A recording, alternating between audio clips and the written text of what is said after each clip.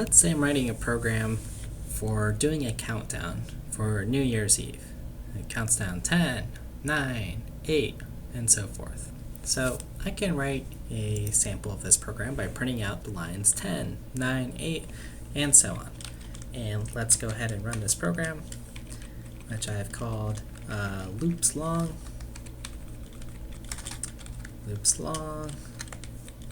.cpp, and I'll call it loops long, and we're executing loops long. So there we go, 10, 9, 8, 7, 6. But what if I wanted to start the countdown from 100, or 1,000, or 1 million, or 1 billion? Well, the good news is we can do that, but it would take a very long time for me to type all those numbers out. But computers can help us because they like doing things over and over and over and over again. And when computers repeat this process, we call this a loop. And this is our next kind of control flow that we control in C++ as well as most every programming language. So let's take a look at one of the types of loops that C++ gives us, and that's the while loop. And what the while loop is we evaluate some condition, so in this case, x greater than 0, and while this condition is true, we're going to execute this block of code over and over and over again. So the way the execution works is we evaluate x greater than 0, well, we see x is 10 here, and then at line 8, we execute this, we update the value here of 9 at statement 9 of x, which is essentially the same as saying x is now equal to 10 minus 1, therefore x is equal to 9. And as soon as we evaluate this statement, we reach the end of our block, but C++ knows this is a while condition. So it goes up and says, okay, let's test again. Is 9 greater than 0? Yep. So we'll print out 9, and then we'll update our condition to say x is equal to, this is now 9 minus 1, x is equal to 8. Reach the end of our control flow, our block here, and back up here to evaluate the condition. Is 8 greater than 0? Yes, it is. Print out 8. Update once more. X is equal to 8 minus 1. X is now 7. So let's actually run this program to see that it works. And this program is called loops. And we get the same result. And just like we did before with if statements, this conditional can be as complex as we want it to be.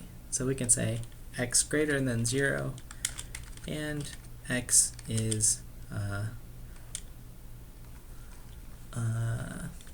or let's do it, or x is less than 100. So in this case, x is 10, so we know that'll be true. But we can make more complicated conditions. Oops, what did I do here? So I used an or statement.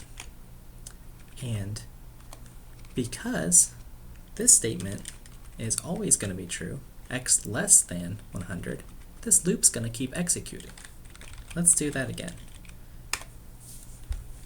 And when this happens, actually, we're going to see the numbers go on for as long as the computer can count, or whatever the maximum size the integer is, and maybe we'll get some more interesting behavior after that.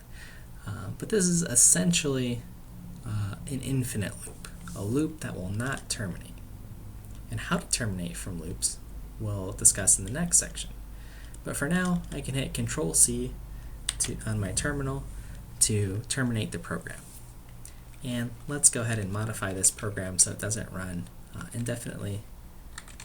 I could make this an AND statement here and say as long as one of those conditions is true, x is less than 100 or x is greater than 0, we can compile it, run it. Okay, normal behavior.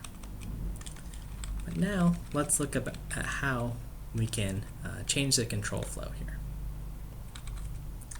So in order to escape an infinite loop, and we can write this program again, by default saying while true, so the condition always evaluates, perform this sequence of events. Okay, so let's get rid of this comment here. Let's run, and again, we get our program that's going to run forever and ever, decrementing x by 1 each time. So in order to mitigate this, what we can do is insert a continue or a break statement. So what continue does is it gives us a shortcut. Continue will say, okay, as soon as we hit continue, just go ahead and go to the top of the loop, reevaluate the condition. So I'm going to fix one of our problems here. I'm going to say continue here. And this is going to create a loop of this size. So what will happen is we'll evaluate our condition as normal, enter our block, print out x, and then as soon as we hit continue it says, okay, let's just take a shortcut. We don't need to evaluate x equals x minus 1, and we'll go to line 7.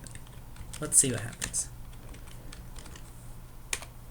Ooh, okay, so we fixed one of our problems, but another problem still exists. We're still just printing out 10s forever.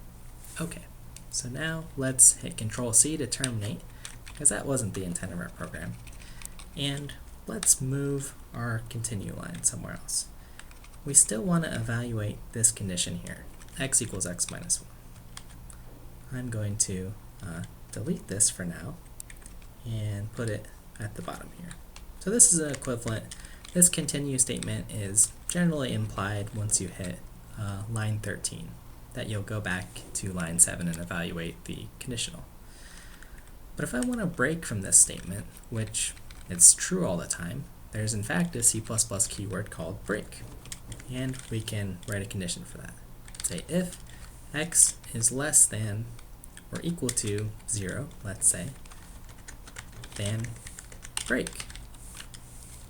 And the break statement means find the loop we're in this case, this loop is the innermost loop, and break from it. Alright, let's go ahead and run this program. Great, we get the same result, because as we decremented x eventually reached a value less than or equal to 0, in this case the less than case, and then it braked, and our execution terminated and we're free. Okay, so this is the while statement.